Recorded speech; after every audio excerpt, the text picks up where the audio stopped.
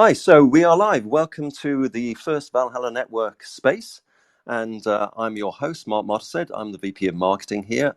And we're here today to explain a bit about who we are, what our mission is, and why you should care. Now, I'm hoping that Oliver Studd, our CEO, is on the line. I did invite him earlier.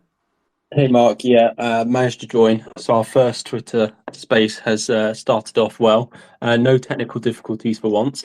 It's just tricky jumping back and forth between trying to dial in as a host and trying to invite others and then speaking at the same time, which you can't do on mobile. Anyway. But we got there, and it's a beautiful day here down in Devon in the UK. I don't know what it's like there in Germany, but it's nice and sunny here. It's a little bit overcast, but let that not deter us or hinder us as we dive into a little bit about Valhalla, so as people get to know us a little better. I'll try and keep it short for everyone's benefit. We're going to be doing sort of a series of Twitter spaces on the company and the team and our progress to date. And then do a little bit of partnerships with other companies in the space, host and invite some others on. So it should be fun over the next month or two. So yeah, just to cut it real short, founded Valhalla Network just over a year ago now. Well, about 18 months ago, 16 months ago, and fantastic support so far from the community, from the public who hear about us, and from investors. Because what we're actually doing is something that truly is ethical. That's the first point, which people appreciate. It has a very market need, and it makes sense to people. You know, people understand what we're doing and why we're doing it. So let's kick off and actually explain what we're doing, and then hopefully everyone there will also agree that it's something that they can get behind and appreciate what we're trying to do here. So what our mission is, very simply, is to build a whole global network of community banks. Community banks support local small businesses. And what we want to do is not only decentralize the banking system and reverse the current trend, which is heavily centralized, lots of big banks buying up the small banks. What we want to do is reverse this trend by setting up thousands of these small community banks.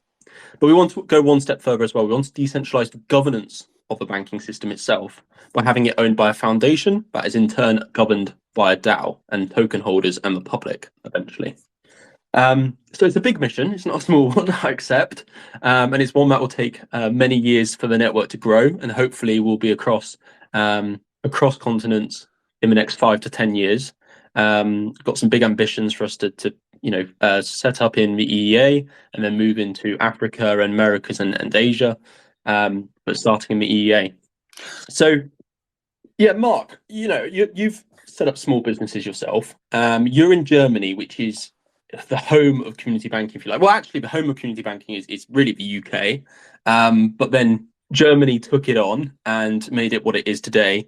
And then the UK has just deteriorated into an awful banking system. So, Mark, you're in Germany. You experienced the Sparkassen yourself. Perhaps it's worth you just giving a bit of insight into how the community banks in Germany help small businesses. So it's not just the Sparkasse, it's also Volksbank and Reichsbank, I think, as well. So in total, there are about over 1,000 of these small community banks. And the question is, why are they so important?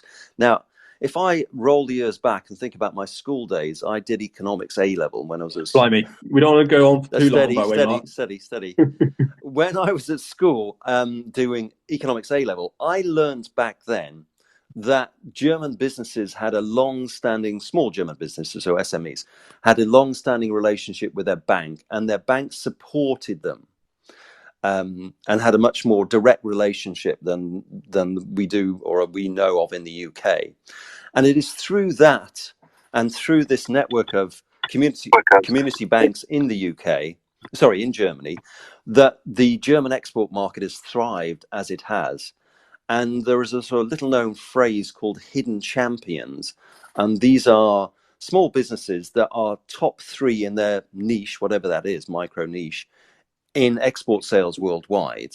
And so they have contributed massively to what is known as the German export miracle. And I mean, for example, one of our friends, he works for a tiny firm. I think they're probably only sort of 20 or 30 employees. Yet this guy, he's sort of part sales, part implementation. It's kind of electric something. I don't know exactly what he does.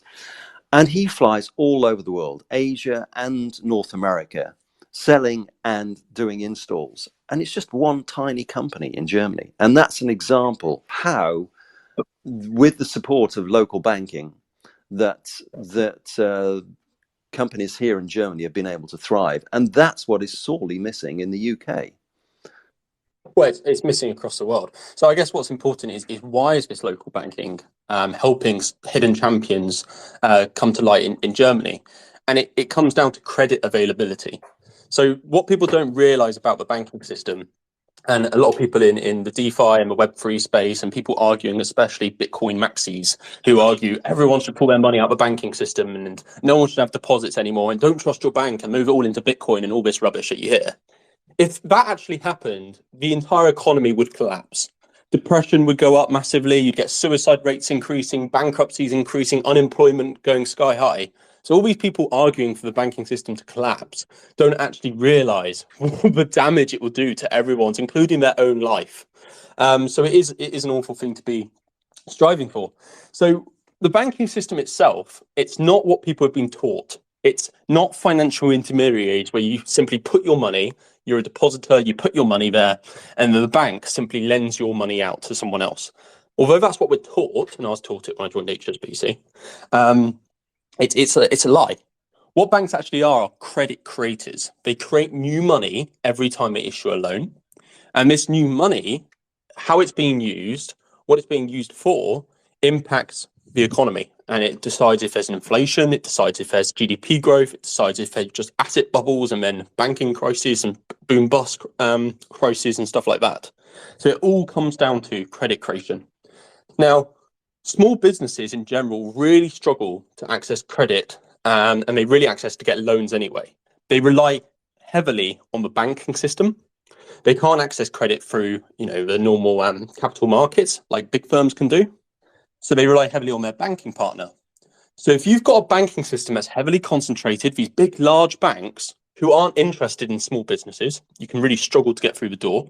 And I've noticed that in the UK, we did a survey a couple of years ago as part of my directorship at Local First. We did a survey, and we found that 2/3 of small businesses that we surveyed don't even approach their bank to ask for a loan because of the hassle and the fear of being rejected. So 2/3 of these small businesses that we surveyed in one county in the UK don't even ask their bank. That's how little faith they've got in the banking system that exists in the UK.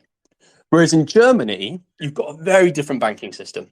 You've got this sort of wholesome banking system of these community banks that are there. They're connected to their community. They're connected to the small businesses. They've got these multi-generational relationships with the small businesses that they're looking after. And they're there to help. They're there to help these small businesses grow. They're there to make sure the local community is looked after and you get local economic growth. And the community banks do very well out of it as well. They make sizable returns. But the difference is they're not shouting about it to everyone. They're not sort of after the highest returns possible, like the big banks are, or anything like that. They're after good returns because they're banks still. They make good amount of return, but they're just doing it in a very different way. They're doing it with a community-centric approach. And what that means is these small businesses in Germany can approach their community bank when they need to invest in a new bit of machinery, or if they need to hire more staff and they need to take on a bank loan. They can approach their bank and say, look, this is what we're trying to do. This is how it will help the business. Can we get a loan from you? And usually within one day in Germany, a community bank can issue a loan, make available a loan for a small business in Germany. If you mirror that to the UK, you're never going to get a loan, which means these businesses in Germany have a massive advantage over the competition, which makes them those hidden champions that you mentioned, Mark. So what we're trying to do at Valhalla Network is say, look, let's take this banking system that works so well in Germany and helps these small businesses to do so well, and it's helped employment in Germany as well. Let's take that and let's apply it to countries all over the world. So we want to start with the EEA. Why? Well, we understand it more. The regulations, we're more used to them, and the regulations across the EEA are very similar. So once you've done it in one country, you can apply it to many countries quite quickly. And once we've done the EEA, we want to then expand into eventually into Africa that desperately needs community banking as well, and then America, which is actually quite good already in terms of their banking system. It's becoming more concentrated, but they're not as concentrated as many countries, and then into Asia as well. So some big milestones on the way. So, Ollie, perhaps you can explain a little bit more about credit creation and the different types of credit creation and how they help or don't GDP. Yeah, so you've got two types ultimately of credit creation. You've got credit that's for the financial economy, which doesn't impact GDP. So that's sort of like the asset markets, the housing market, for example. You create credit for that purpose. You're not impacting gross domestic product. It doesn't come into that equation. So that's for the financial economy. That's unproductive credit creation because you're not getting economic growth from it. You've got the second type of credit creation, which is credit for the real economy. So this is what impacts economic growth. And then that can be split further into two types, which is credit for consumption, which falls into GDP, but credit for consumption, such as if you're a personal, if you're just someone who needs to buy some groceries and you want to go to your bank and say, can I have a £500 loan so I can buy some groceries? That's like credit for consumption. And then you've got credit for investment and the like that you get when you invest in small businesses, and businesses in general, but small businesses primarily are very productive, and that's the productive credit creation. So you've got these two streams, and then the second stream can be split further into two as well. And out of those, if you like, total of three, you've only got one which is productive, which is that last one I mentioned, the productive credit to the real economy that's actually going into businesses and helping get that economic growth. The consumption credit, all you get from that is inflation, which is what we've seen in the last few years. So you get inflation, you get the GDP growth, but only because of inflation. And that's what's been happening since 2020, which is when Professor Richard Werner, actually our chairman, has been arguing since then as well. He predicted that we'd have very high inflation, which is what's come. And then that first one I mentioned, all you get is you get these asset price bubbles, which will happen in the 80s in Japan, for example, or the 90s in Japan, 80s, 90s. And the like, is you basically create credit for these asset markets, like the housing market, and then eventually at some point the banks turn it off. They don't keep lending for that purpose, at which point all these financial speculators can see that the housing market is overvalued. Suddenly, they're not buying anymore, they're not buying into it, and the whole system collapses, which means these banks which have given out these loans can't get repaid. They're very bad loans, they're bad debt, which means the banks then need to be bailed out. So that's then the bank crisis that happens. So as you can see, there's only one credit creation we really want, which is that sweet spot where you get GDP growth, but no inflation. And why don't you get inflation? Well, if I'm creating credit, if I'm lending money, creating credit to a small business, let's say, that needs to invest that money in a new bit of machinery, they'll take that credit, use it to buy a new bit of machinery, and they'll use that machinery to produce, let's say, new goods or more goods. They'll sell those goods to create, to get revenue, to get profit, and then they'll use that to repay the loan. And what happens when they repay the loan? Well, you get credit destruction. So overall, you've created credit, you then got the economic growth by doing more business, more trade, but then you've got credit destruction. So overall, there's a net credit of zero. So that's how you get that economic growth, but no inflation. So that's the sweet spot, and that's what we want. And that's what we're going to strive with Valhalla Network, is to create economies across the world which are much healthier than they currently are.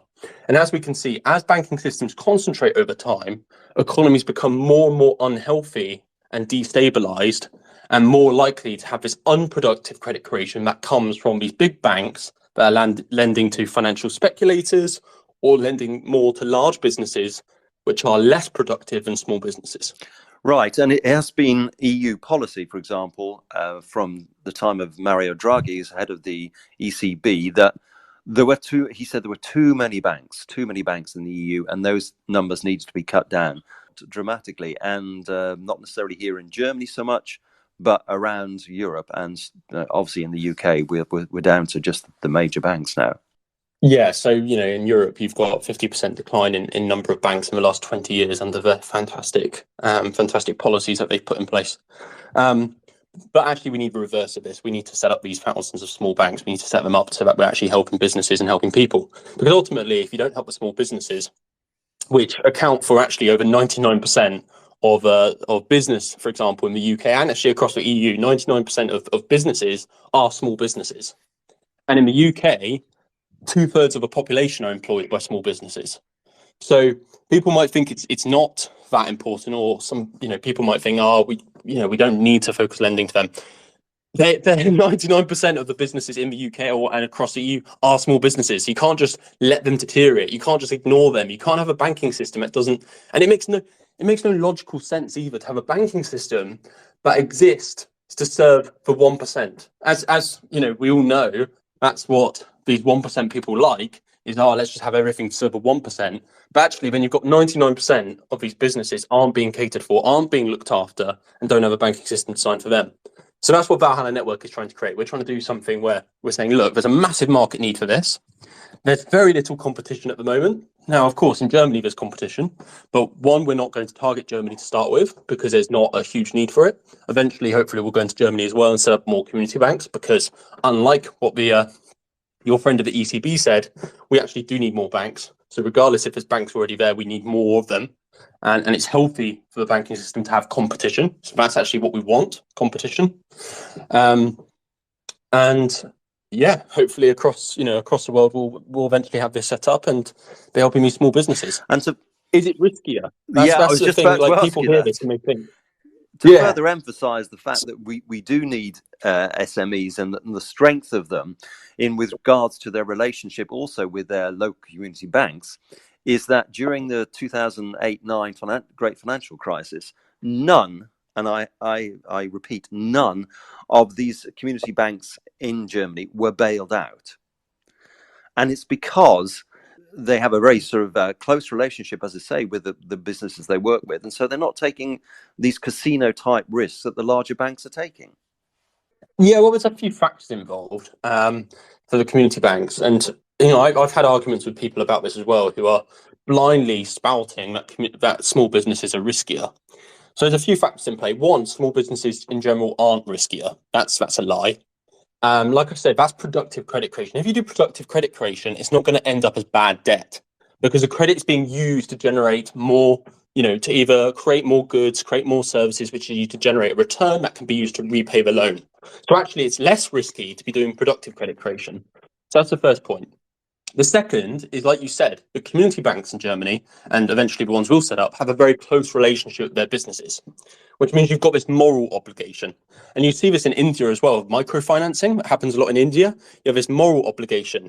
And the reason for that is it's slightly more dark, if you like, in India, is that everyone knows, or everyone would find out that you've taken a loan and not been able to repay it. So therefore, everyone feels morally obliged that they have to repay it because otherwise they'll be shamed.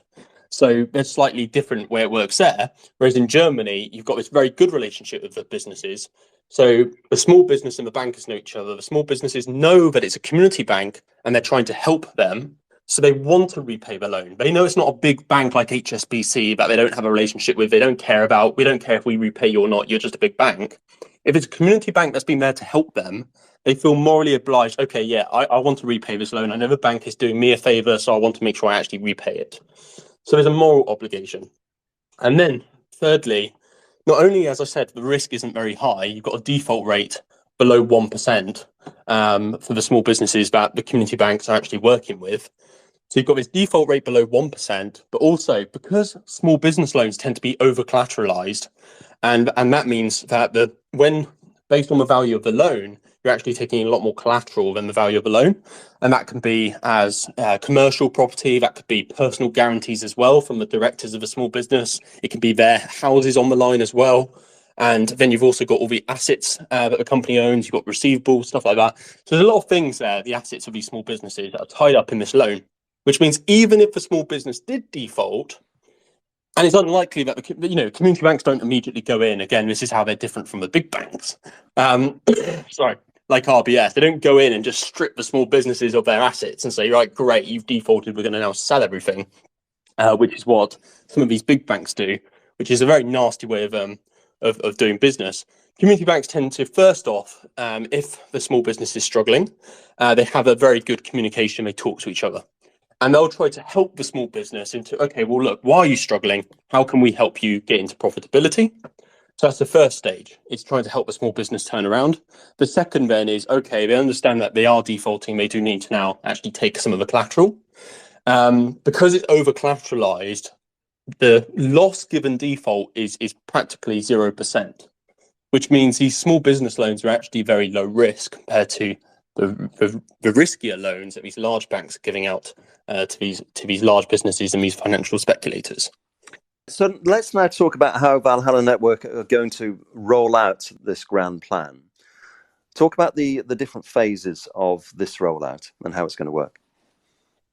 Community banks are great, but one thing they don't do is they're not profitable in the first year or in the first couple of years. And what we've noticed about, especially people in the Web3 space and investors in the Web3 space, is they're less patient, if you like, than the traditional investor. They want to return quicker.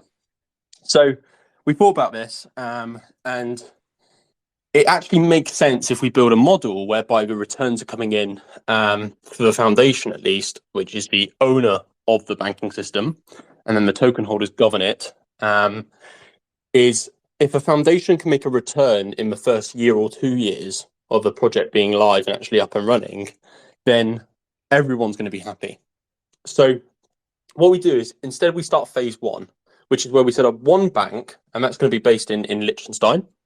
It's one bank that has a different business model, a completely different business model. It's been designed by Professor Richard Werner and then honed over the last few years as well, and been digging into it and making it better and better and better. And it's been designed with a return in mind, a quick return that's sustainable. So as soon as we get this bank up and running, within the first year of it being up and running, it should be profitable.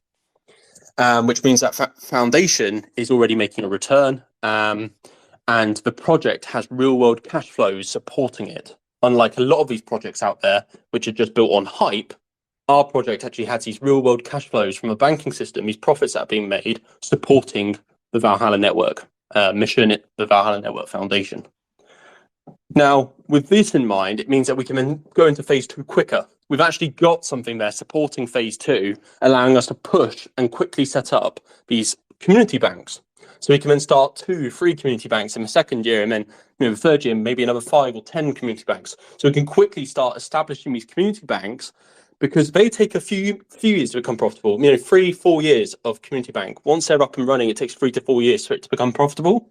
So therefore, having this phase one bank already generating a return means that we can be patient with the community banks and allow them to become profitable, which takes a few more years, while everyone is happy because the phase one bank is still generating a profit already. So where we're at, that's the goal. We want to be doing phase two by the end of next year. So we want to have our phase one bank up and running next year, and then start phase two and start establishing our first community bank by the end of next year. That's the sort of dream. And that's what we're setting out to do. And then sort of 5 years down the road, I can see us setting up community banks, starting to set up community banks across Africa. That's how quickly I can see us growing, because once you've got 1 bank, 2 banks set up, you can quickly expand, hire more staff, and set up more banks. So yeah, hopefully we'll be helping these small businesses. In general, every community bank we set up will help 5,000 small businesses over a 10-year period. So it should, if you take each community bank that we want to set up and we say, well, by the end of next year we'll have 1 in the pipeline of being set up, and maybe after 5 years we'll have 30 community banks set up, then already you're helping so many small businesses across Europe just in those community banks alone, and that's just 30. Imagine what we could do with 300, 500 community banks, and look at Germany, which has, just Germany alone has over 1,000 community banks. I think it's actually over 1,500. So it's not like we're going to be struggling to find a place to set up a community bank. Right. And in terms of that timeline, you've mentioned sort of next year. Where are we right now? What's happening right now in the business? Yeah, so we're making good progress. We've raised a lot of investment. We've raised over 7.6 million euros, which is fantastic. In general, we're trying to we've got a sort of another 15 million in total to raise. In our current round, we have another few million left to raise, but our discount rate is already, it's basically the closer we get to our banking license, the lower and lower the discount rate becomes, because we're less, it costs cost less for the capital. So our incentives go down. So yeah, we've made good progress. We're already started to be starting our documentation process in Liechtenstein. It's getting a banking license is the hardest license to get. We don't deny that. It's hundreds of pages of documents. So we're well underway already of doing that. We've got a fantastic team working on it, the banking team. They've got a lot of experience between them. They're working on the documentation, and the quality of the work they pump out is second to none. We've also partnered with one of the most reputation-wise, one of the most credible law firms in Liechtenstein, which has good relationships as well there, and is experienced with dealing with these matters as well.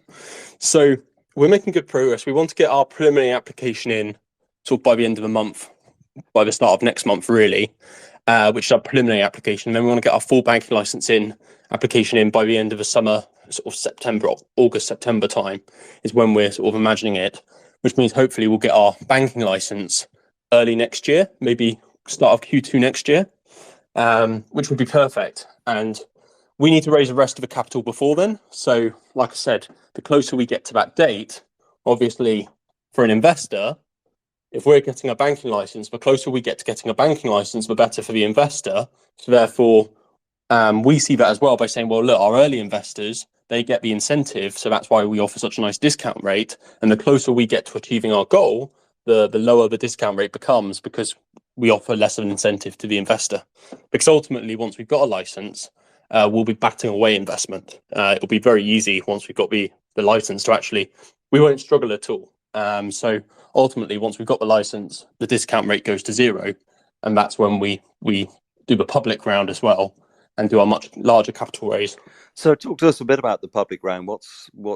How can people get involved at this stage? Obviously, they can't invest right now. Well, yeah, we're not in the public round yet. So at the moment, the minimum investment is €30,000 because we've got to have some sort of minimum. Otherwise, I'll be on the phone all day.